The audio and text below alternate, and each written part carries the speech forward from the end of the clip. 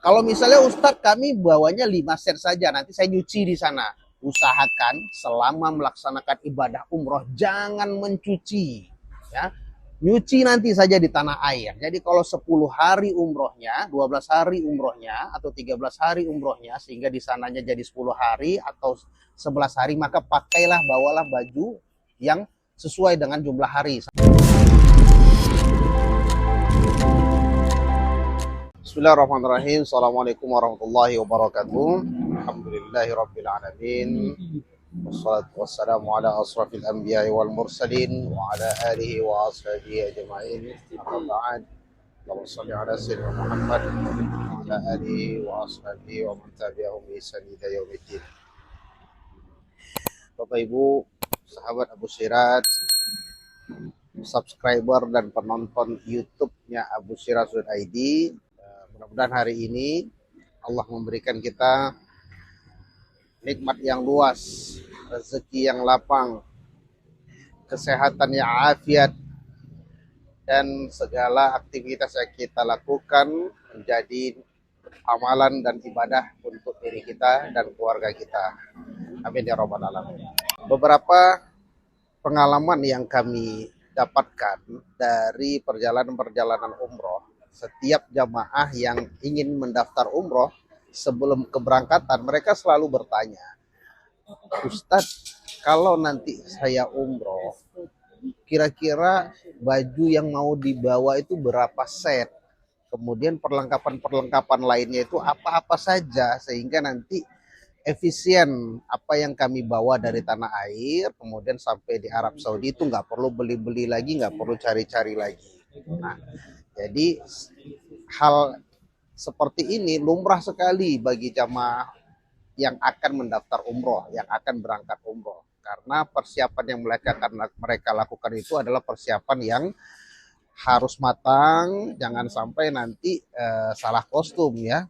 Apalagi kalau di Eropa ataupun di Timur Tengah itu cuacanya, suhunya, iklimnya berbeda dengan yang ada di Indonesia. Kalau di Indonesia itu ya cuman ada musim kemarau, kemudian musim hujan. Nah, sedangkan di Arab Saudi itu ada musim panas dan musim dingin. Nah, kalau misalnya datangnya nanti di musim panas, maka kita harus menyesuaikan pakaian-pakaian yang akan digunakan untuk musim panas. Begitu juga kalau musim dingin, kita akan menyesuaikan dengan pakaian-pakaian yang ada di musim dingin. Nah, kalau misalnya apabila paket umroh yang ditawarkan atau yang nantinya Bapak Ibu akan berangkat umroh, misalnya durasinya 12 atau 13 hari ya. Kita bicara paket yang umum dinikmati oleh masyarakat Sumatera, yaitu 13 hari. Sedangkan kalau paket yang di luar Sumatera, umumnya yang di kota-kota besar seperti Jakarta, itu rata-rata paket itu 13 hari, durasinya 29 hari saja. Durasinya 9 hari, kenapa? Karena rata-rata di Jakarta ini orang kerja, sehingga tidak bisa cutinya lama-lama. Tapi kalau di Sumatera, rata-rata lebih settle waktunya ya. Nah, sehingga itu mampu untuk bisa berangkat umroh dengan durasi 12 sampai 13 hari. Nah, kira-kira apa saja sih yang perlu kita persiapkan dan kita bawa pada saat melaksanakan umroh untuk durasi 12 sampai 13 hari? Nah, kalau misalnya 12 hari paketnya, durasinya, itu umumnya itu jamaah itu akan stay di Madinah sekitar 5 malam dan di Mekahnya 5 malam. Jadi 5 malam Madinah, 5 malam Mekah, totalnya 10. Jadi tambah dengan 2 hari perjalanan pergi dan pulang, jadi totalnya 12 hari. Begitu juga kalau 13 hari pergi dan pulangnya 2 hari, biasanya di Madinah itu 5 malam, kemudian di Mekahnya ditambah jadi 1 malam, jadi 6 malam. Nah, kalau misalnya nanti jamaah mempersiapkan perlengkapan-perlengkapan yang diperlukan, yang pasti harus dibawa oleh jamaah adalah pakaian untuk umroh. Ya, bagi yang laki-laki sudah pasti harus membawa kain ihram. Nah, itu adalah salah satu perlengkapan yang wajib untuk dibawa. Apa itu perlengkapan ihram? Nah, bagi laki-laki nih khususnya ada pakaian ihram sendiri, yaitu 2 lembar kain ihram. Sedangkan perempuan tidak ada pakaian khusus untuk berihram. Jadi boleh pakai apa saja selama pakaian itu menutup seluruh tubuh, ya, menutup aurat di seluruh tubuh. Kemudian tidak ketat dan tidak transparan, gitu. Dan usahakan memilih pakaian dengan warna-warna yang enak atau nyaman dipandang oleh orang lain. Jadi warna itu tidak mencolok, seperti tidak selain warna hitam atau warna putih. Jangan sampai warna merah atau warna kuning. Karena kalau kita pakai warna-warna yang seperti ini itu akan jadi pusat perhatian, dan itu bikin kita nggak nyaman nanti bagi jamaah-jamaah yang menggunakan ini. Nah, sedangkan pakaian umroh bagi laki-laki itu sudah dipastikan menggunakan 2 lembar kain ihram. Nah, berapa banyak set yang bisa dibawa oleh jamaah untuk pakaian ihram ini? Nah, ada pertanyaan dari jamaah, Ustadz, saya kayaknya harus bawa 2 deh untuk 2 set kain ihram lah.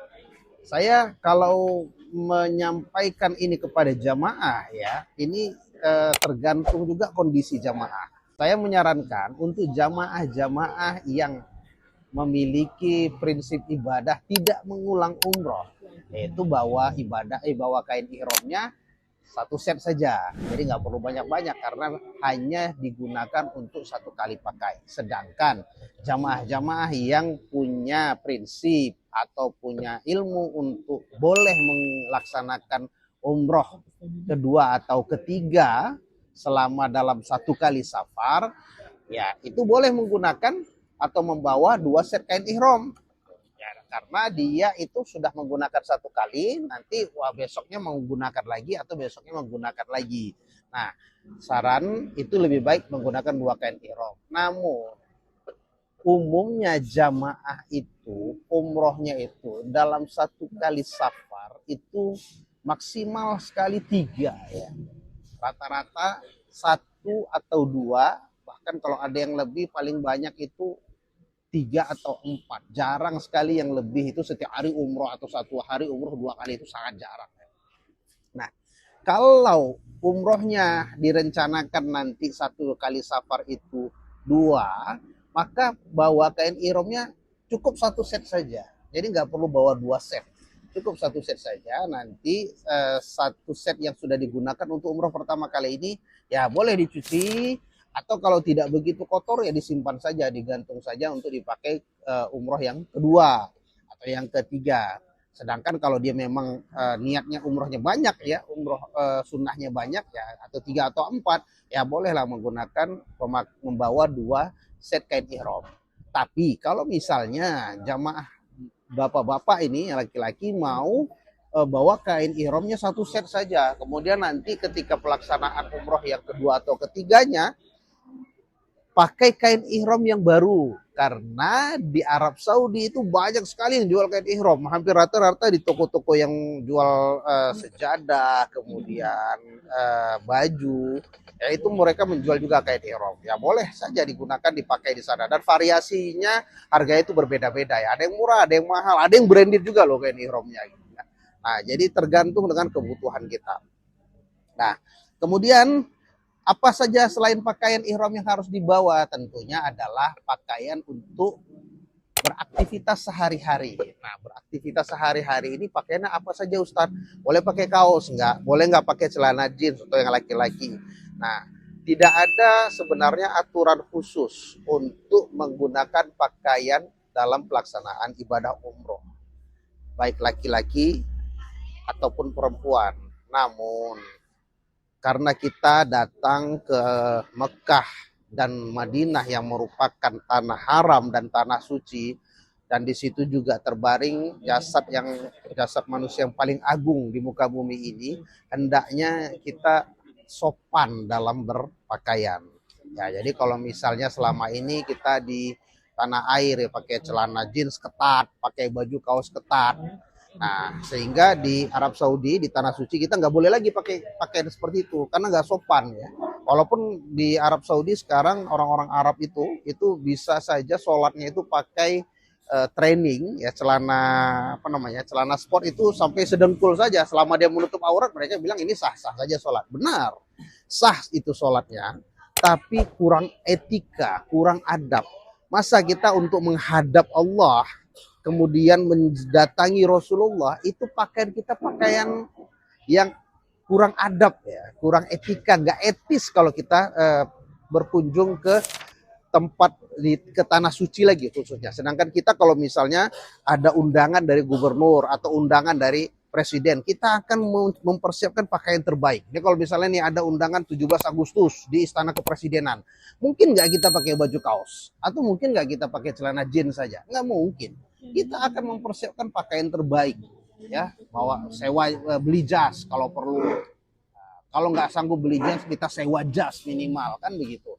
Masa yang mengundang kita datangnya ini ke rumah, ya, ke rumah yang menciptakan presiden, ya. Bukan lagi ke rumah presiden, bukan lagi ke istana presiden, tapi yang menciptakan istana presiden dan presiden-presidennya, yaitu Allah Subhanahu wa Ta'ala. Masa kita kasih yang ala kadarnya? Tidak dong. Kita harus memberikan yang terbaik kepada Allah supaya Allah memberikan juga rezeki yang terbaik untuk kita. Maka pakailah pakaian-pakaian terbaik.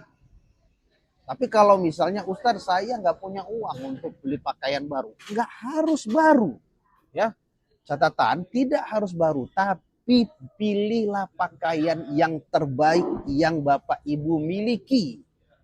Buka lemari, lihat di dalam lemari mana pakaian. Kita punya dong biasanya 1 atau 2 helai pakaian yang kita simpan. Nanti kalau ada momen-momen penting, momen-momen spesial, kita baru gunakan ini. Itu dibawa untuk Allah Subhanahu wa Ta'ala. Jangan disimpan, bawa dengan kualitas yang terbaik. Kalau mampu membeli baru, beli yang baru yang terbaik.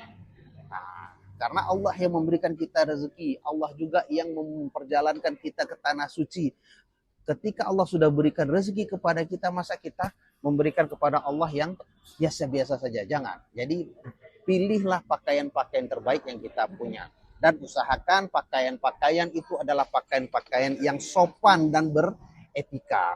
Jadi kalau yang laki-laki, apakah harus pakai jubah, Ustadz? Enggak mesti pakai jubah. Enggak selalu pakai jubah. Boleh pakai baju koko seperti ini. Boleh juga pakai gamis atau jubah. Boleh juga pakai kurta, boleh juga pakai batik, boleh juga pakai kemeja biasa, boleh, nggak ada masalah. Tapi jadikan itu yang terbaik dan sopan. Nah, Ustadz, boleh nggak pakai celana jeans? Ya boleh-boleh saja, tapi kalau jeans itu kan biasanya untuk main-main ya kan, untuk ke kafe. Ya kalau ke masjid ya kita pakailah pakaian yang lebih sopan, pakai celana yang kain ya, mungkin seperti itu ya. Pakai jeans tidak ada larangan untuk menggunakannya kalau ke masjid, ya boleh saja gitu. Tapi ya usahakan jeansnya pun jeans yang longgar lah, jangan yang ketat-ketat sehingga paha kita bentuk, itu jangan. Carilah pakaian yang sopan sehingga orang melihat kita juga merasa nyaman dengan pakaian yang kita gunakan. Nah, kalau yang perempuan gimana, Ustadz? Nah, perempuan apakah terus pakai abaya, pakai gamis terus? Ya nggak mesti juga gitu. Jadi boleh saja pakai pakaian yang ibu biasa gunakan selama pakaian itu menutup aurat dan tidak transparan dan tidak ketat. Ya, jadi pakai jilbab, harus pakai jilbab panjang, Ustaz? Nggak harus juga. Yang minimal tutuplah sampai dada, jangan sampai jilbabnya itu pendek atau digulung-gulung ya, digulung-gulung cuma nampak sampai leher saja. Sehingga yang bagian dadanya kelihatan gitu, jangan. Jadi tutuplah sampai dadanya semua, sopan gitu ya. Nah, kemudian pakai mukena, boleh juga pakai mukena, nggak ada masalah ya. Cuman kalau nanti ibu-ibu lihat di Arab Saudi itu ya, di Mekah Madinah, yang pakai mukena itu hanya orang Malaysia dan orang Indonesia saja. Sebagian orang Thailand ya, daerah Patani. Negara lain tidak ada yang menggunakan mukena. Rata-rata semuanya menggunakan hijab atau jilbab yang panjang. Nah, kemudian berapa banyak pakaian ini kita bawa? Ya secukupnya saja. Nah, kalau di musim dingin, kalau biasanya ibu bapak menggunakan pakaian itu 1 hari 1, ya boleh. Berarti kalau misalnya 10 hari berarti bawa 10 set pakaian. Ya. Tapi kalau musim dingin itu biasanya kita nggak keluar keringat ya, sehingga kalau mau hemat pakaian juga lebih baik. Ya. Misalnya satu pakaian itu untuk dipakai 2 hari.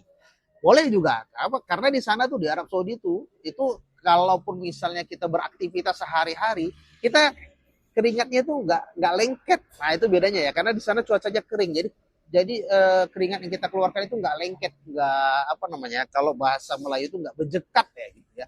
Nah, lebih nyaman lah untuk digunakan kali kedua. Tapi kalau merasa itu nggak nyaman, ya siapkan saja. Berarti satu hari satu set pakaian. Kalau misalnya Ustadz kami bawanya 5 set saja, nanti saya nyuci di sana. Usahakan selama melaksanakan ibadah umroh jangan mencuci. Ya, nyuci nanti saja di tanah air. Jadi kalau 10 hari umrohnya, 12 hari umrohnya, atau 13 hari umrohnya, sehingga di sananya jadi 10 hari atau 11 hari, maka pakailah, bawalah baju yang sesuai dengan jumlah hari. Satu hari satu, 10 hari bawa 10, 11 hari bawa 11. Jadi satu hari ini sudah dipakai kotor, simpan. Besok pakai yang baru lagi, kotor, simpan. Pakai yang baru lagi, kayak gitu. Ya, yang baru maksudnya yang baru dikeluarkan dari koper ya, bukan yang harus selalu baru, nggak mesti. Nah, jangan mencuci. Kenapa? Apa nggak boleh dicuci sana? Boleh. Hanya saja kita kalau mencuci itu kan nanti umroh itu kan kita satu kamar ada jamaah-jamaah lain juga. Kemudian kita mencuci, bajunya gamis pula, jemurnya nggak tahu di mana, kita jemurlah di kamar mandi. Setiap hari jemur di kamar mandi. Satu hari ini cuci, jemur di kamar mandi. Karena di kamar mandi nggak ada matahari langsung, nggak kering dalam satu hari. Besok cuci lagi yang kedua. Jadi waktu hari ketiga itu kamar mandi udah penuh dengan gantungan baju kita.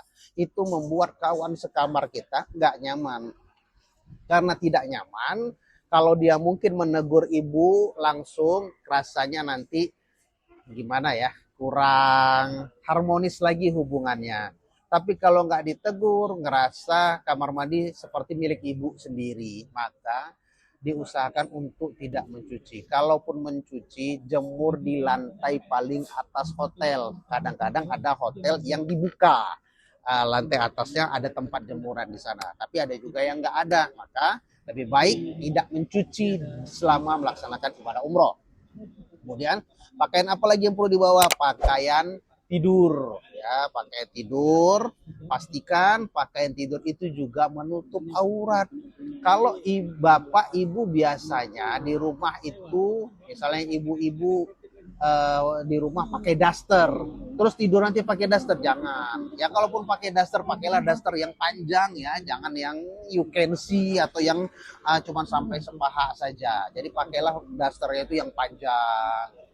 Nah, jadi teman-teman yang di kamar kita juga nyaman. Karena apa? Karena kan kita nggak tahu nanti kita tidurnya tersingkap, aurat kita kan nggak nyaman bagi orang yang tidur di samping kita. Begitu juga yang bapak-bapak. Bapak-bapak biasanya di rumah pakai celana pendek, pakai kaos atau singlet doang. Sampai di Arab Saudi begitu juga, di Mekah di Madinah pakai singlet dan pakai celana pendek dan kaos doang.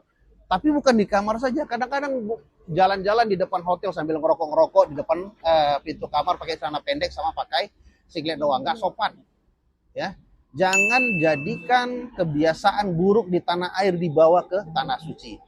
Jadi pakaian tidur pun pilihlah pakaian yang sopan. Ya seperti pakai celana panjang yang nyaman untuk tidur, katun dan segala macam. Ya, kemudian kaos, pakailah kaos yang berlengan, jangan pakai singlet saja. Nah, jagalah kenyamanan, jagalah etika dan sopan santun di tanah suci, di tanah haram, supaya juga Allah menjaga kita. Nah, apalagi pakaian yang harus kita bawa, pakaian dalam pastinya dan perlengkapan pribadi. Nah, pakaian dalam ini kalau misalnya kita mau beli di Arab Saudi itu susah ya, kita harus cari tempat di mana jual pakaian dalam. Jadi pakaian dalam itu dibawa lebih. Kalau biasanya normalnya kita pakai pakaian dalam itu satu hari satu. Nah, satu hari satu. Kalau misalnya durasinya 13 hari, 11 hari di sana, maka bawalah 11 set.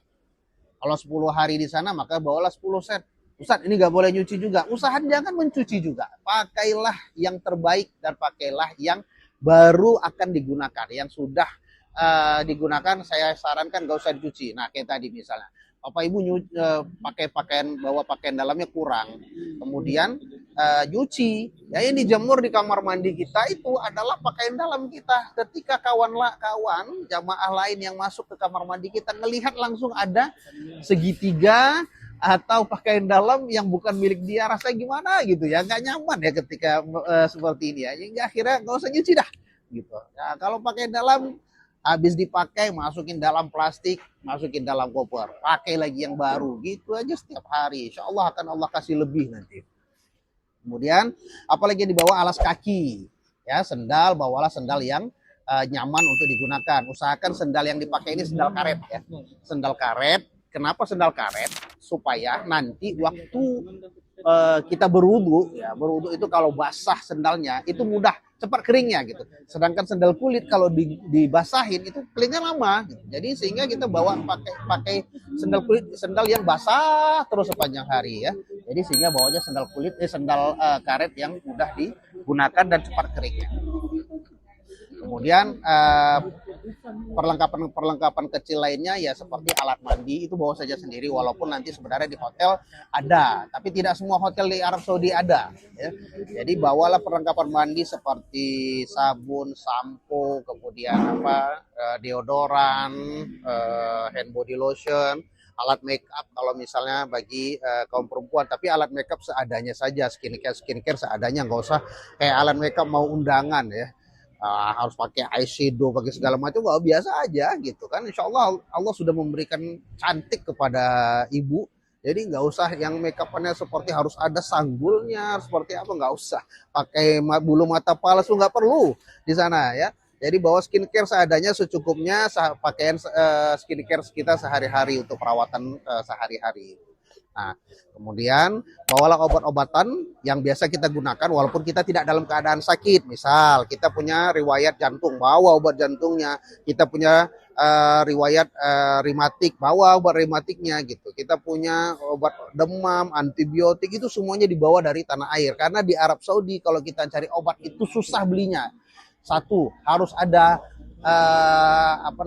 harus dokter, harus punya kartu dokter atau punya resep dokter ya, harus ada surat dari dokter. Nggak bisa kita beli antibiotik sendiri, nggak bisa, nggak boleh, kecuali dokter itu boleh belinya.